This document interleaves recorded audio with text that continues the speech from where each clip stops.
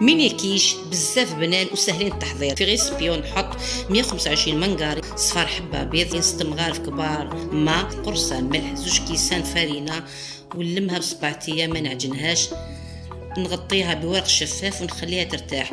نروحوا لتحضير الحشو، نحط 2 مغارف زيت، حبه بصله مقطعه رقيقه، راس طرشي قطع رقيق، نحمسهم ونخليهم حتى يذبالوا. نحط اللحم مرحي كان عندي في الثلاجه، 3 حبات فرماج مثلثه، نخليها واحد 2 دقائق ونطفي النار عليها. نحكم وحده نكسلها بالرولو، نتقبها مليح بالفرشيطه، نديهم يطيبوا لمده 15 دقيقه. في بول كاس حليب ماشي معمر، 2 حبات بيض، نصف ملعقه صغيره فلفل اسود، ملح مع الفرماج مرابي، نخلطهم مليح.